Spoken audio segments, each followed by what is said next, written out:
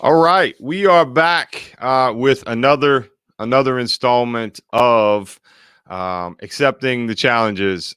Today's guest is a gentleman that has a pretty interesting career, so I think he's going to be able to give you some insight, both from maybe a coach's standpoint to a teacher standpoint, and now from an administration standpoint. So we definitely welcome Dr. Tim Powers into accepting the challenges. Uh, Dr. Powers, if you will, share a little bit about who you are, kind of your journey through life, and maybe kind of how or what led you into education. Sure. Thanks, Shane, for having me on. It's a great opportunity to share thoughts and talk about this stuff. So I grew up in southern New Hampshire. I came up from a family of educators, and I kind of kidded myself, I think, for a part of my life, thinking I wanted to do something different. But then, upon graduating from college, realized that education was what I wanted to be in, and was fortunate after working for a tech company for a year, was able to get my first teaching job teaching high school math at the high school I graduated from, and started teaching and coaching right off the bat, and fell in love with it, and thought that's all I ever wanted to do was just teach and coach. And life takes you on a journey, and that. So I through coaching got into being an athletic director.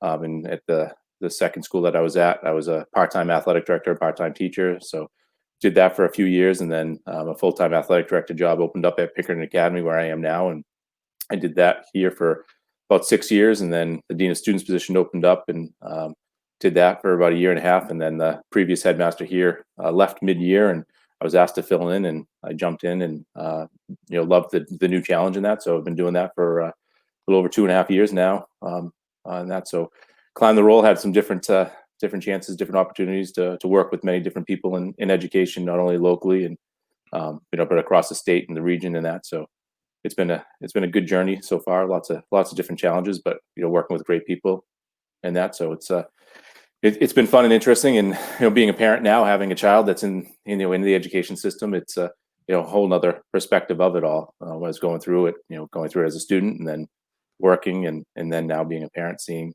all the different phases of what education is. Absolutely. Was there do you think you were always destined to go into education, or was this, because sometimes I hear two different stories. I hear, hey, these people impacted me, or my parents, and then there's the other story of, well, I just kind of fell into it. What was your journey into education? I think I was always destined, in the sense, like I was definitely impacted by my parents. My mom was a teacher. My dad went to school to be a teacher, and then his career path took him a different way into business and that. But his approach with everything was always through a teacher's eyes. My grandparents, my mom and dad were both teachers. So we had educators throughout our family and that. And I think I was fortunate. I had some great teachers and coaches growing up that really impacted me and helped me along the way, and that. So I think just working with them, and then when I was in high school, I had the opportunity to coach.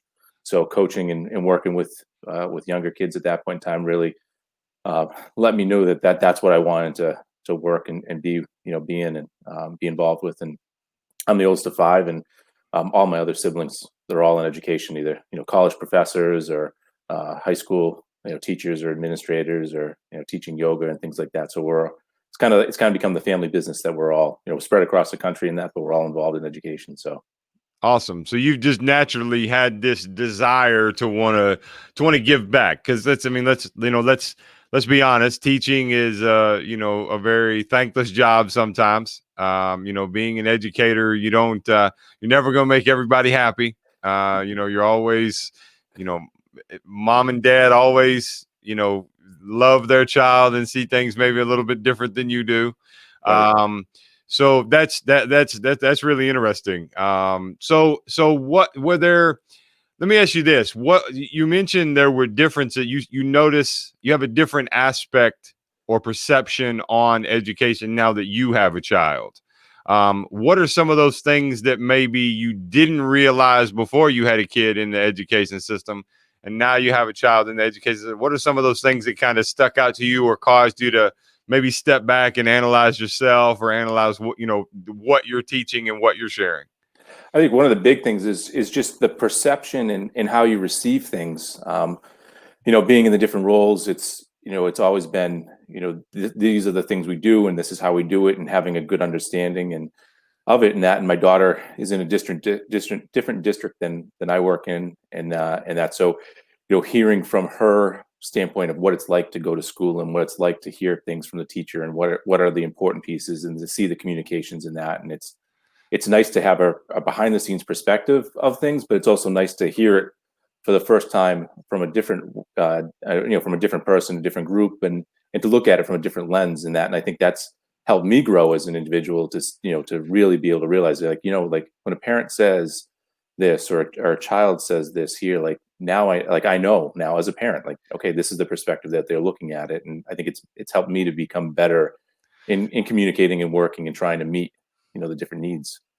Absolutely. And that's, especially coming from your daughter, I've got two daughters, so I've got five kids. And they don't hold any punches when they give you critique on something.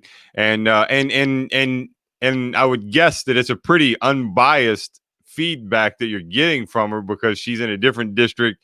She's not directly giving you critique on your job. So I would definitely see where that has some value. Right. And I think you're right. I mean, even I do that as a parent, right? I've done it as a parent. So I've got two kids who are in university now, and then I've got a 13-year-old, a 9-year-old, and a 3-year-old.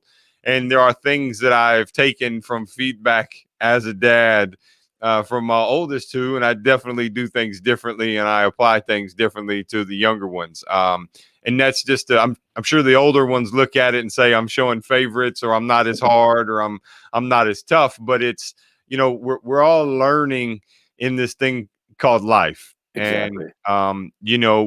what are do you share some of that with your staff, like, hey, this is what I'm hearing, this is what I heard, hey, I thought about this?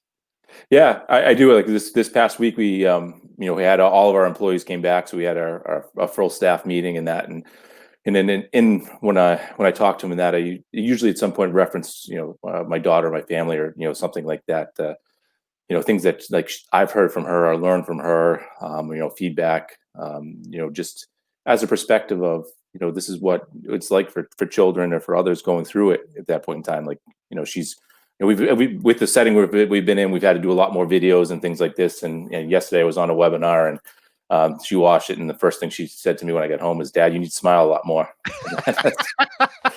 I said, "Yeah, you're right. You're right. I know I do. It's a comfort level thing, getting used to, and getting better at it and that. But some of it's just the things that are, they're brutally honest with, and just sharing those things is like, these are things like I know I have to work on, and that as a professional and as an individual, and these relate to things that we do, here across campus and in our classrooms and in our jobs and that, and hearing it from others, it's good feedback. So.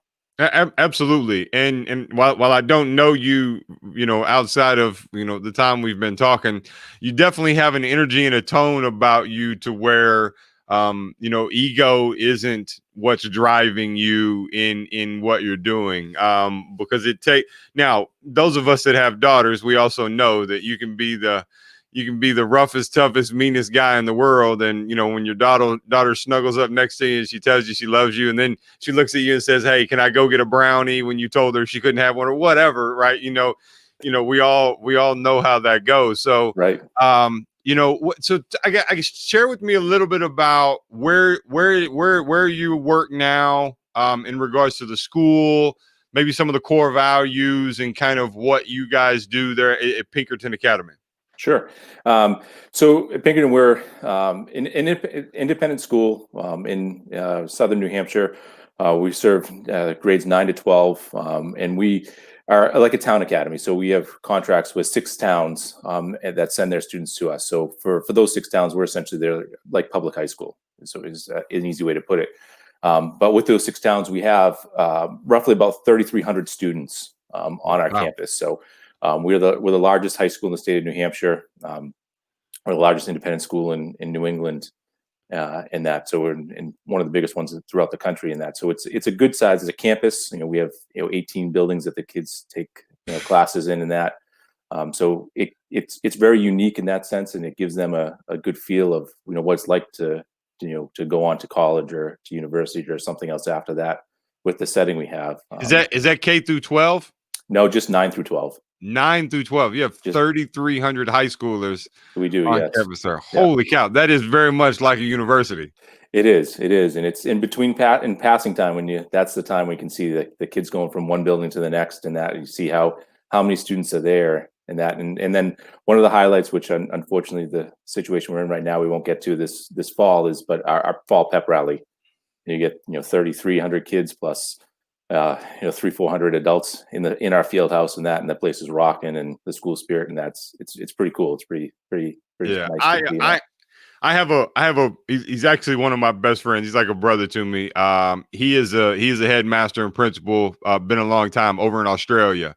And he's you remind me a lot of him. So after this, I'm going to connect you guys because he's a great guy. Does a lot of speaking at the World Education Conference. Been a headmaster at a massive private school in Brisbane, Australia. And now he is a principal at an indigenous school called Himba Yumba.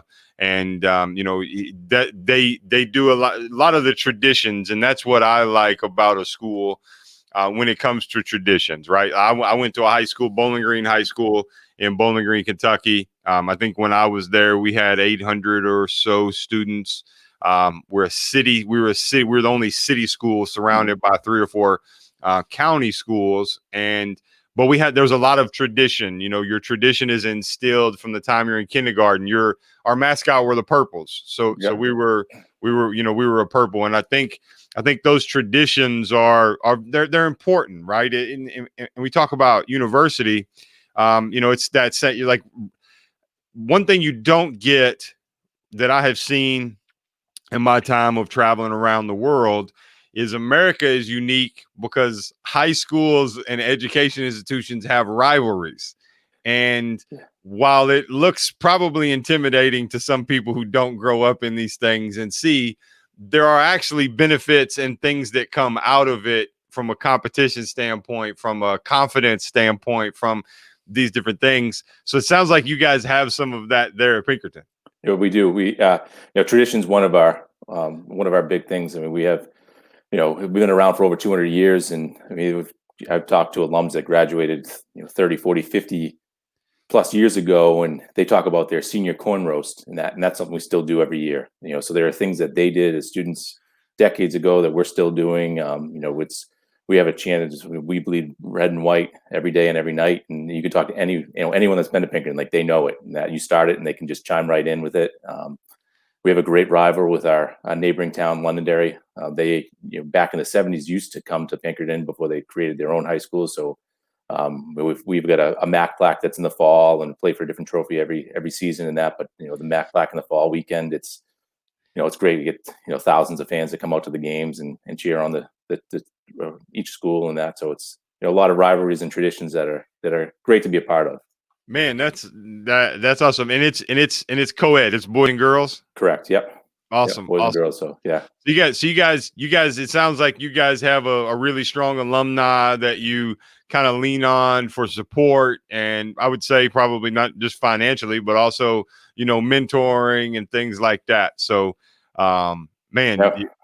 I didn't know these things about your school, and it's pretty cool to learn about. Yeah, we have a great alumni base, and they're vast. We have over 30,000 alums, and the different things that they're involved in, from working in Hollywood to working for Nike to Merrill Lynch, big companies, but then also ones that are local, that own their own businesses and things like that. So there's connections across the country in that. So we try to working on building those relationships, making them even stronger, and connect our current students to them. So that way that, if they have a path that they're looking to go, that they can talk to someone who, is an alum, they're from the area, they know what it's like, and also know what it takes to get to where they are, and can see if it's, it's something that they really want to pursue, or, it's okay, I thought I liked this, but I want to try something different. and that's so. So do these traditions? So obviously, we discussed a little bit about how they positively create an environment for the students. What about your staff? Does that create a sense of camaraderie and involvement and engagement with your staff as well? Yes, yeah. No, so it's great, like especially like during Spirit Week, seeing the staff that take part in, in the different themes, whatever it is from Hawaiian Day to Superhero Day, or Yeah. it culminates with Red and White Day. So they everyone's dressed in red and white, so they really really get involved with that. And I think we're very fortunate to work with the faculty and staff that we have here. I mean, they're very dedicated and great people in that. And I think the piece that kind of sums up for me is like every year we have a faculty staff appreciation dinner, and when we recognize our longevity.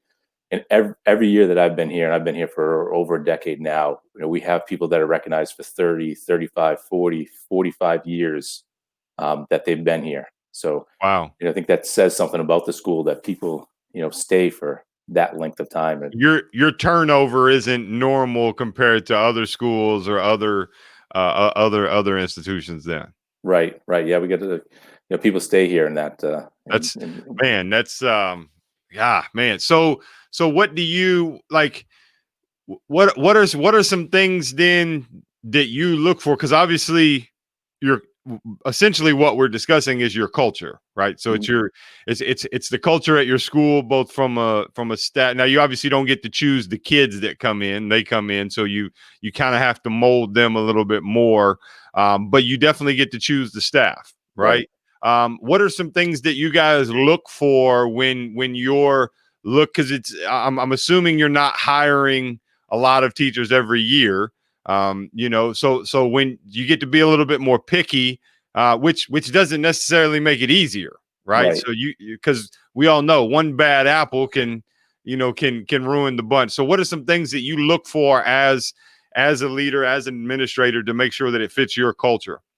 I think that you always you look for good people, like people that are, which educators are. They're good people because they're getting in for the right reason. For working with students, working with kids, and giving back and making a difference in people's lives. So, I think fundamentally that's one of the big things, is looking for good people that are gonna fit in, and they're gonna work with the students, and having the focus be on the students, and helping them to make the gains that they can while they're spending their time here. So my biggest thing always is when I make hires is looking at hiring people that can do the job and let them do the job. So I hire administrator, like we've recently hired a new dean of students, new dean of faculty, finance administrator, and associate dean of students, and department heads in that. And it's finding that right person in that, and then empowering them to do the job that they have.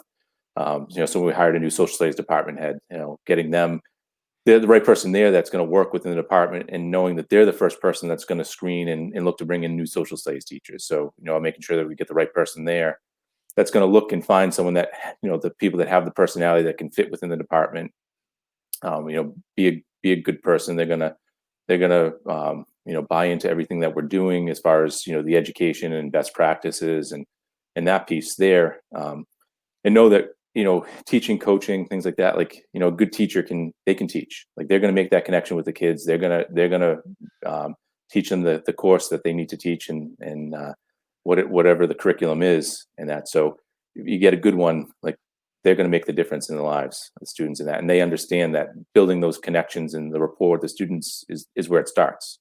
You can be the smartest person, you can know the ins and outs of finite math, but you can't connect and relate with kids, it's not going to make a difference. So, Absolutely. Absolutely. And it's really cool to hear you lay that out. So that's essentially the type of people you're bringing in and you're looking for. That's also how you're doing it. So it's pretty cool to see how that culture kind of trickles down, which we know. I mean, there's study after study after study shows that however your culture is at the top is what it's going to be at the bottom. And that, I guess that's really cool to hear that. It's unfortunately in education it's not as prevalent as as it should be. And to hear you say things like, hey, I want to hire you, I'm not here to micromanage, I trust you to do the job. I trust you know how to do it. Let's work together. I'm here if you need me. You know, having been a leader, having had an international company and those different things, I can tell you that people on the outside who don't understand that, sometimes that's interpreted as lazy, sometimes that's interpreted as he doesn't care. But it's so necessary because none of us want to be micromanaged, right? Like, Right.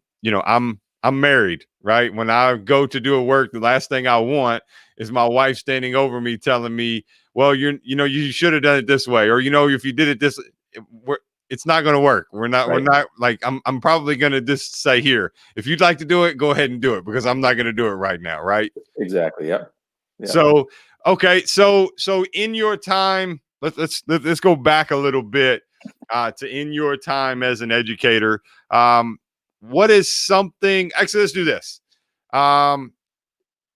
What would Dr. Powers say to his first year education self in his first year from now back to then? What advice would you give yourself in your first year back in education? I think the first thing I'd say to myself is, man, you really stink as a teacher and you got a lot of work to do.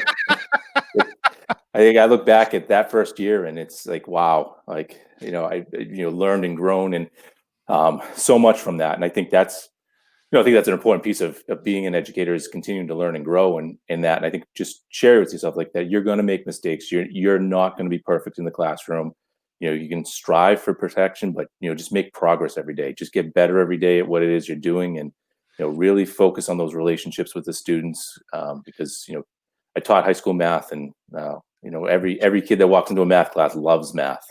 So yeah, man, so you actually don't see it. So right there, I actually have my transcript up, and I'm very open because I believe education is one of those things where it and I understand why, but each individual learns differently and adapts differently, and goes through things.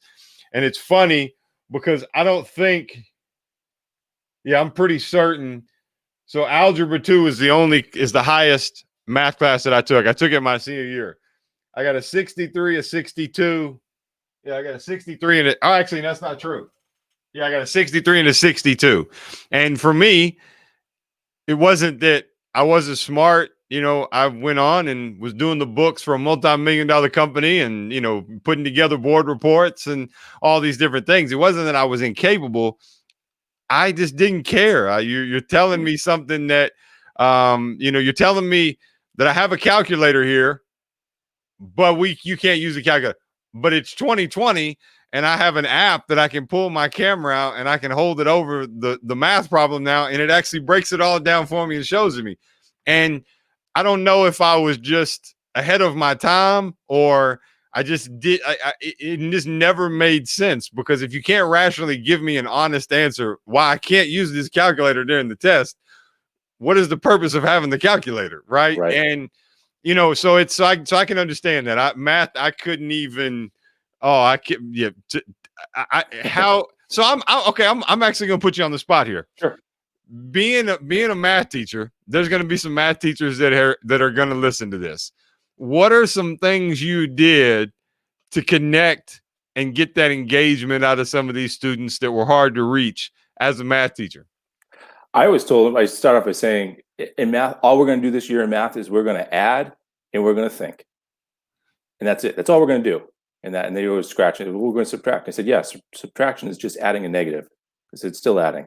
Yep. Everything's going to build off of that, and try to break it down to that piece there. And then, obviously there's some students that, bought in off of that, and then others that it took a little more, but it was always just working on building that relationship with the students and making that connection. And it clicked for me my first year teaching when we were doing in geometry, we were doing the Pythagorean theorem. And I had one student I couldn't connect with at all. And that we did this and that, and he came in after the weekend, and he's just like, it's like, Mr. Powers, I get it. I go, I get it. And I said, well, what do you get? And he goes, oh, this weekend, my dad's a builder. He had me working on the project. We're building the shed, and he's got the Pythagorean theorem drawn up as he's figuring out the angles. And that he goes, that's the math. And it was like, that's it. Like that's the connection he needed and that. So now it was like, to me, it was now go back to every one of my students, find out what's important to them, what are the things that they connect with, and then relate the math to them so that they can see it through something that makes sense to them. Absolutely. I actually recently saw a video somewhere where a math teacher was doing that with video games, and they were showing how math is involved. And I'm nowhere near the mathematician to be able to articulate it back to you, but it was showing you how certain things in these popular video games, these kids, and they were showing math. So they were taking screenshots and they Yeah. were drawing out things and showing, and I was like, this is genius. Like, it's not in the curriculum that they're giving you to say do it, but it is how you're going to reach and connect and get to these young people. And that's an interesting thing. Was there ever a time, or even now, as I guess an administrator, where you had that kid and you were like, I can't do this. This is my breaking point. I'm not built for this. I don't know if I've ever gotten like, I mean, there's definitely been days and there's challenges in that. Sure. And I think every time I get nearer to that, I always try to take a step back and just think, well, something's going on with this kid. Like, this kid needs something. And maybe I'm not the one and I can't make that connection with him, but I've got to find someone, because he or she needs, they're crying out for something. They need to connect with an adult. They need to, build that rapport, and they're worth the work. They're worth that extra mile and getting them connected with it. So, and there are definitely days when it was frustrating in class with a student not getting it, or always asking when am I ever going to need this question, and for math, or now, like, students that are they're struggling, or they're like, I'm just waiting till I turn 18 and I can drop out, or things along those lines. So it's just going and seeing, okay, well, what is it, like, what is it that this kid wants to do next? Where's their life going to take them, and what are the things that we can connect and help them make a connection, so that way, even if it's not now, maybe it's 5 years from now, and they draw back on it, and that's what's something that helps them to get through life. And that, because at the end of the day, they walk through the doors and they come on campus, and we don't know everything about what's going on at home for them. What kind of morning did they have? Was it, did their boyfriend or girlfriend just break up with them, or did mom or dad lose their job, or was someone in the family sick, or something like that? And Or even worse. Yeah.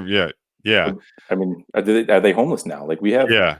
we have students that live in multi-million-dollar homes, and we have homeless students. So we have a Wow. wide variety as far as that's concerned. So there are students that come in, and the only meal they're going to eat is breakfast and lunch when they come to school. So it's for those kids, like, doing their math homework is very low on their priority list. And that, No so doubt. I yeah, can relate. Yeah, yeah, it's yeah, it. So yeah, it's like a survive, like, it's, and that's, I guess, and what I try to, I do talks, and when I speak to educators, or sometimes when it's over and we're kind of talking out to the side, and like, well, how do you know when, how did teachers know when you were going? I was like, look, the easiest way to look at it is, there's not a 12-year-old on the planet that wakes up and is just a jerk just to be a jerk. Like, it literally does not happen. So there is a cause for this behavior, warranted or unwarranted. There is a cause for the behavior. And that's where teaching very much is as much counseling and therapy, even in a lot of ways. I can remember, I can remember as a kid coming into school, and different things happening at home, and just looking forward to that one teacher's class where we had a good time, and he was always cutting up, or it was always, there was laughter always involved, in his teaching. And man, it just makes a difference, because doesn't matter where you're at, whether it's Kentucky or New Hampshire or England. These kids are not waking up to just be a jerk.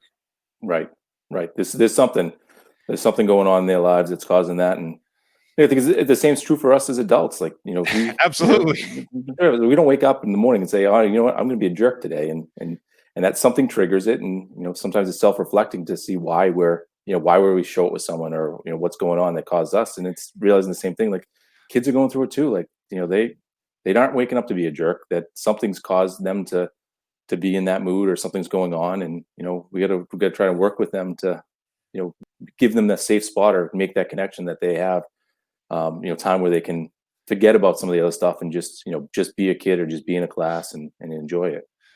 Are you familiar with the speaker and writer Brene Brown? Yes. Yep. I So just so just read so her book, one of her books, yeah, a couple so weeks so ago. I don't remember what book it's from. So 4 or 5 years ago, I actually got to see her talk in person. I was in Boston at the convention, and I got to see her talk in person. And it's funny you talk about this, and I've shared this again with educators just to try and give them some context. She tells two stories, and I'll kind of zip through them. One is her and her husband. They were out on vacation somewhere in Texas where they grew up. He was like a professional swimmer, like a Yeah. distance swimmer. And they got up before the kids got up and we're going for a swim. And it was like, oh, I'm going to enjoy life, the quiet time, as us parents call it, Yep. nobody asking you for something to eat or asking you to fix something. And they get out and they swim. And she said he swims out a little bit and he kind of pops up, and he's close enough where she can talk to him. And she's like, hey, this really means a lot to me. I'm so glad we're able to have this time. I love you so much. These different things. He doesn't say anything. After a few seconds, goes back underwater, swims again, pops up. She says it again, like maybe he didn't hear me.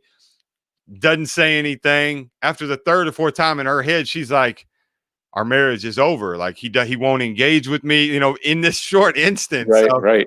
and then he comes back or whatever. And she's like, I got to say something. Like, and she's like, I can't remember the words she said, but something to the effect of like, do you not love me anymore? Or is there an issue? And he's like, what are you talking about? Right. And she was like, well, I've said something. And he was like, because swimmers count their breaths. Right. And he was like, I almost drowned. He's like, I was struggling and counting my breath. And he was like, I was almost drowned. He's like, I don't know what you're talking about. So two different, perceptions of reality going on. And then she tells the other story of she was in a meeting, giving a meeting, and there's a gentleman and he's just kind of on his phone and he's shaking his head and the whole time. And she's talking and she's thinking, man, this guy's checked out. Like he's not respecting me. He's not respecting his peers.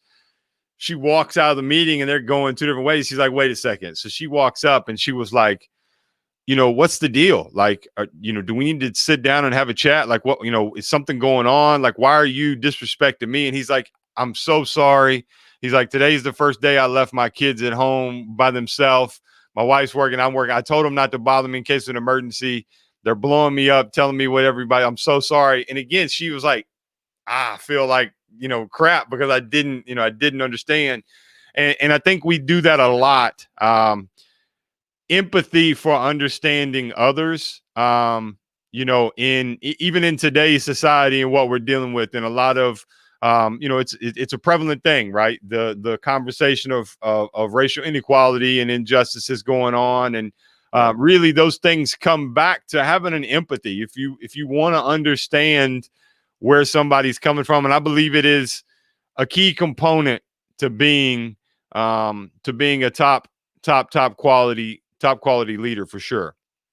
Yeah. Yeah. You definitely need that empathy, and just be kind. Like, that's be kind to each other, because you don't know what it is, what's going through their mind, or that, like those stories that you just said from Brene Brown there. Like, when I remember reading those, and it was like, thinking of perfect times where that's happened to me, where it's just you're reading someone and you're reading them completely wrong, and it's like you go back, you have the conversation afterwards, and like, I feel like a heel, because like I read it completely wrong, and based on what they were going through or doing in that, and just remind you to take pause, find out what really Absolutely. is going on before you rush to a judgment. So Absolutely. And even more so as an educator, right? That kid's coming in. And I mean, I guess it blows my mind even that sometimes educators don't understand that. And they see a kid and it's like, look, most adults are struggling with emotional intelligence and how to deal with their emotions.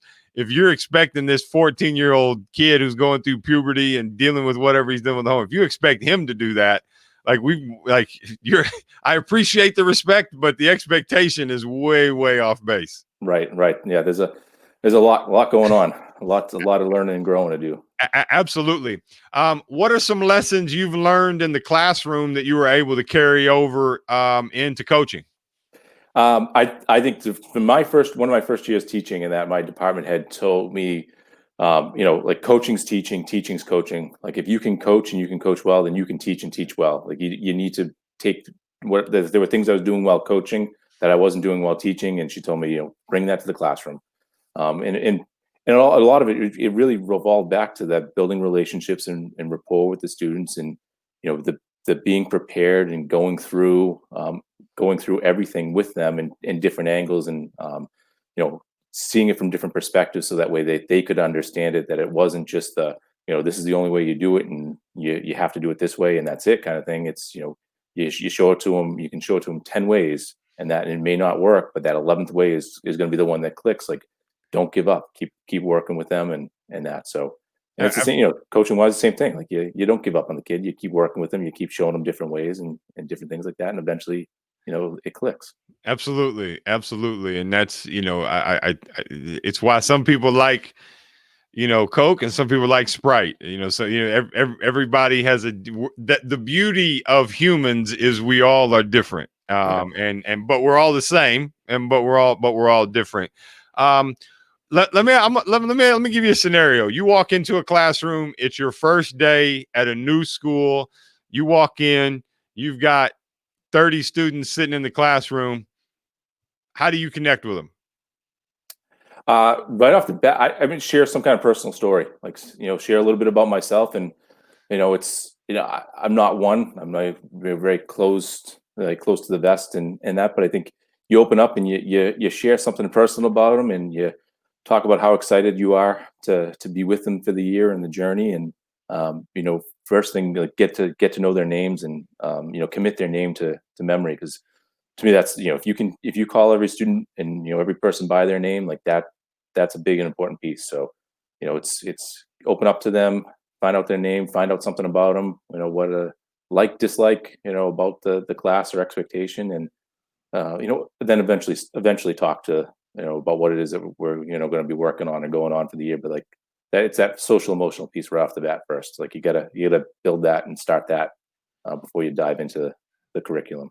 Absolutely, and that, like you said, remembering the name it just shows that you're authentic and you actually care. And because I think that's the biggest human decency we can give each other. If I meet you, and you tell me your name and we meet, the very least I can do is remember your name. There's nothing, and there's also nothing probably more embarrassing to walk back up and talk to somebody like, I'm going to be honest, I totally forgot your name and I can't remember. I'm horrible with names, but I definitely keeping that and at the forefront of trying to do that is massive. It's important.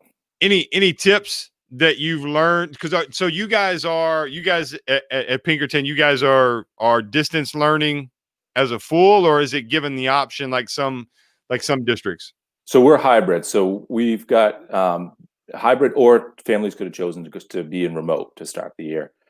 So we got a little bit of both. So we'll have students on campus. We actually will have our orientation days the next 2 days. So tomorrow we'll have freshmen and juniors come for 2 hours each at different times, and then on Friday, sophomores and seniors, and that to reorientate the upperclassmen back to campus, and the new class to campus. And that, so we'll have, they'll be here for a couple of days every week at least, and then the other times they'll be remotely, getting into their classroom and that. So it's a mix, which is different, and with our faculty and staff, and it's new and it's challenging for them. So it's like we're all brand new teachers this year. Yeah, I tell you, that's this is while it might not be your first year, it is your first year because you're having to do something. I'm curious to see and hear about, because I think the world of education is definitely evolving. From university down, it won't look the same as it does right now 20 years from now, right? Right. And I think it's going to be interesting to hear some of the tactics and things used by teachers, because it's going to be you still want to make that social emotional connection with that student, and it's just difficult. It's, this interview is going different than it would be if you and I were sitting in person, feeding off each other's energy and body language and tone, and it's just different. So I am going to be curious of that.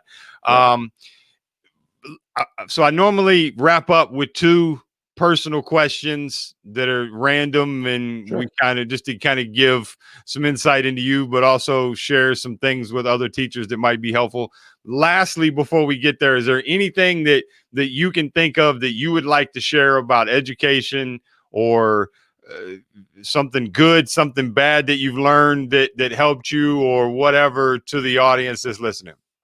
I think the as in education, we're all learners, so we're all continuing to learn and grow. And the current situation and pandemic that we're in has been challenging for everyone. But there are going to be days where we're much better than we are on other days. But I think having some patience and being kind to each other and working through the different challenges, and the it, we all want to be perfect. We all want to teach that perfect lesson, to have that perfect day every day.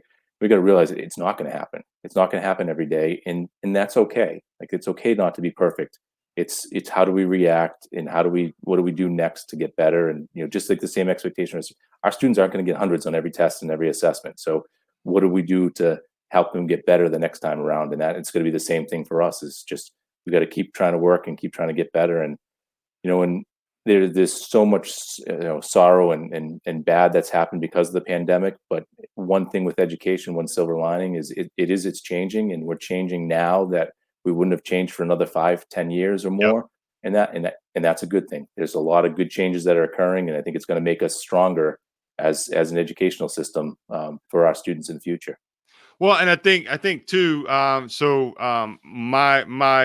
My two that are still at the house that are school aged, um, they were given the option here where they're at, and we were very open with getting their feedback and what they were comfortable with, because I'm very aware that kids can have anxiety about certain things, and we're blessed in a situation to where, hey, we're in a public school, but they gave us that option. And if they want to stay home and work from home, they can do that, because there's that toll of, well, man, what if this kid's coughing next to me, and that may hamper the learning as well, depending on the kid. And for me, I think it's interesting, because I mean, we all do this. I'm sure you do this as well. You strive every day to provide a better future in life for your kids than what you had, right? And Right. I think that's the underlining motive behind every really good parent and dad, that's what we're trying to do. The ironic piece to that is, I would never want my child to have to go through what I went through as a kid to kind of learn what I've learned. But through this whole pandemic thing, there have definitely been some pretty interesting teaching moments that, in a controlled environment, I'm able to share and expose them to, and allow them some free thinking and consequences and decisions, and that they would not have experienced just going and doing the old world traditional, sit in the classroom, go to class and do that. Right. Yep.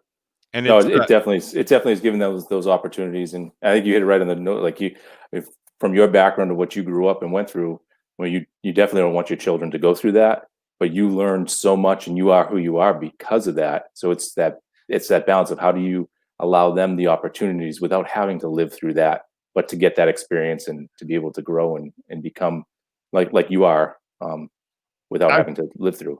Yeah, no, I appreciate that, because and that's how I look at it. I going through it, and to give some context, maybe for some teachers out there who are still struggling to understand and connect with that student who's had a rough childhood and rough upbringing. Internally, there was a lot of time where I'm thinking, why me? Why do I have to go through this? I'm seeing these kids at school. I don't hear about these things. I don't hear about this. My friends saying, my friend's not going through these things. And I actually can remember one time, I had a friend that I grew up with. His parents were both at home. It was, I wanted to spend more time at their house than my own house. And I can remember thinking, man, their life is perfect. And then there was an incident that happened one night where his mom and him actually ended up at our house. Mom was crying. There was a domestic issue that happened. I had no idea, right? I had no idea, but those things are happening. And as a kid, you're going through that and you wonder, like, why me? I've now since learned that, I was put through those things for a reason, because you know God knew I was strong enough to be able to endure those things. And on the other end of it now, I'm blessed with the ability to not have a fear of getting up in front of people and sharing my story, and now be able to pass along those things and to connect and communicate and relate, to all walks of life, because it does relate. There's some of those things happening in those kids that are homeless, in their homes, and there's also some of those things that are happening to the kids who live in $1 million homes and those things. So, Right. How many teachers do you guys actually have there at Pinkerton? On our professional staff, we have it's like 285 or so. That includes a few between like school counselors and case coordinators and such like that. So we're just Wow. just under 300 there.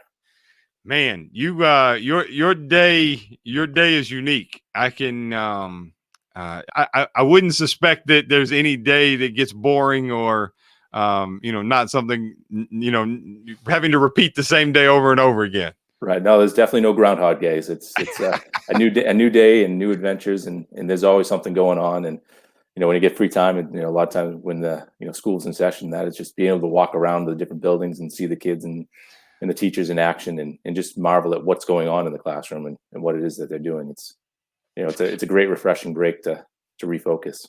All right, so I'm gonna put you on the spot here with two personal questions.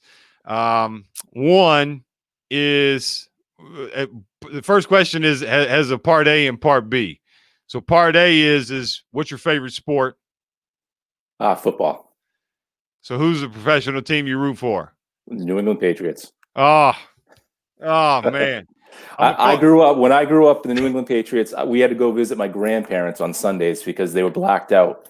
So there was, the early '80s. They were not good, and I was gonna say they sucked back then, right? exactly. So, yeah, so I'll give you that. Yeah. I'll give you that. I'm a Colts fan, so Okay. so you see my disdain for Yeah. for who you root for. So I started out a Peyton Manning fan, and then became a Colts fan. So Nice. you and I both were blessed with some really good years and a good stretch of seeing those guys both do what they did individually, and then seeing them battle, Right.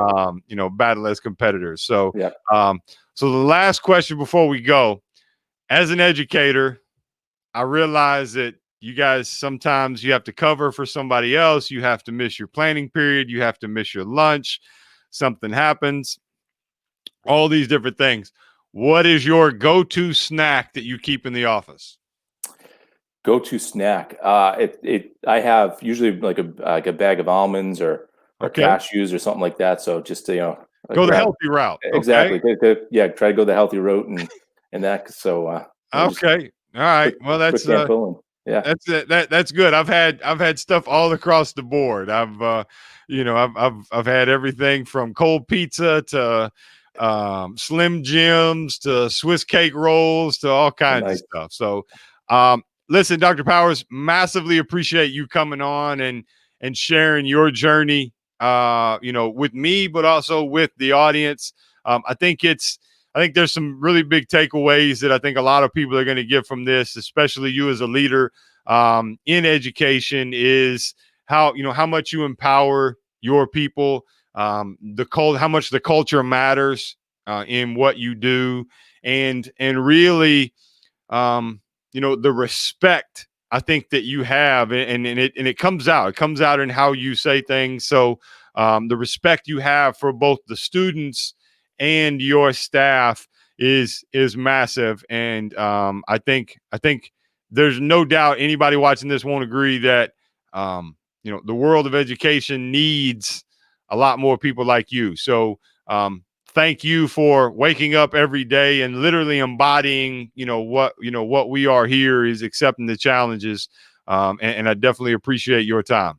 Well, thank you. I appreciate the opportunity, and it was great talking to you and connecting in that. So I'm looking forward to other conversations and meeting other people because I think we learn a lot from each other. And it's exciting. Wake up every morning, excited to come to work and to work with a lot of great people here. So Well, that's you guys. If I'm ever in New Hampshire, I'll reach out to you and pop in because I'd love to see this miniature college campus that you guys. I'm going right now as soon as we're done to go and log on online because I am intrigued beyond belief that I want to see this because I've seen so many different campuses around the world from inner city in Shanghai to